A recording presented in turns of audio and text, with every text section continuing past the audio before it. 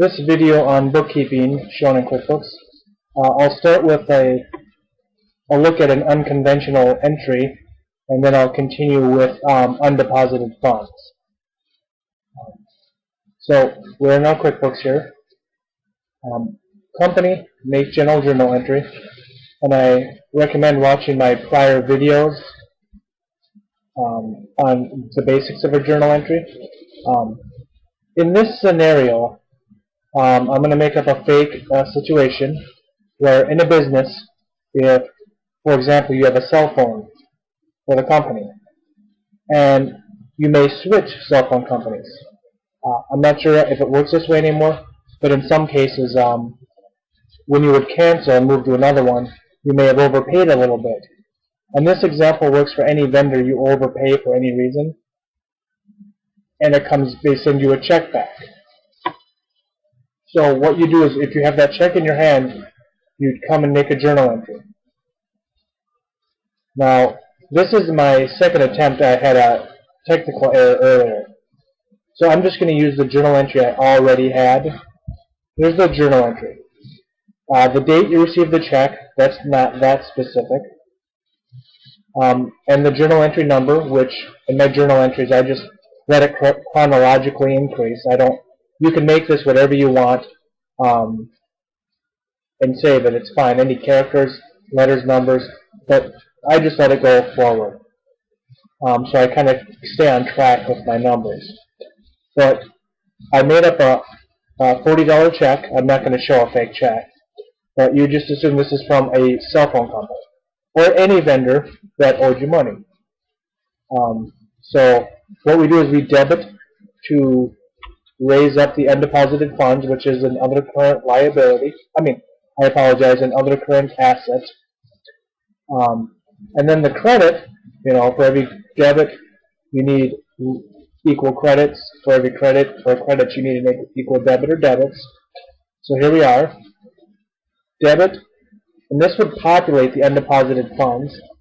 And the credit is, so instead of calling it income, which it's not, you're just crediting your expense account.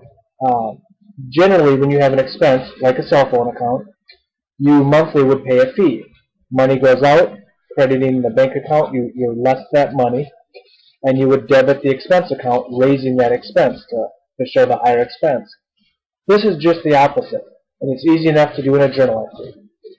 So you debit your undeposited funds, and I put, to record the details, you put the company name, and I made up a check number, but the check number of the check they sent you.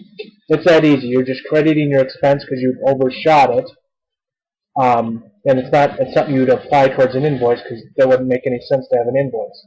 It's that simple to have a journal entry. And this is an unorthodox, this isn't standard, but this is what you would do. So if you save and close, so what that would do, it would populate the undeposited funds. Now I have something else in here already, but what it does is, here's your undeposited funds. So whether I do a journal entry like I just did to debit the other current asset of undeposited funds to show it.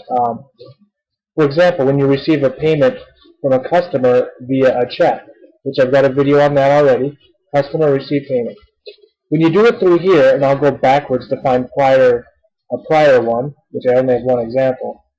Whenever you accept a payment from a customer via customers receive payment, right there, I'll click off it. Whenever you do it this way, what you have is it automatically will put it into here's a better example. Say a customer sent you a check, you put the whole check amount, call it a check, the customer's check number, the date you received it. Again, I have a video on this, so I'm going quick. And you select invoice or invoices. That will automatically put it towards your undeposited funds. I'm going to close this. So whether it's a journal entry like I just did, or another way, it goes to your undeposited funds. And that sits there in your undeposited funds, right there, until you go to a bank. So now when you go to the bank, that's another step. Your undeposited funds sit here until you make you go to the bank and deposit it.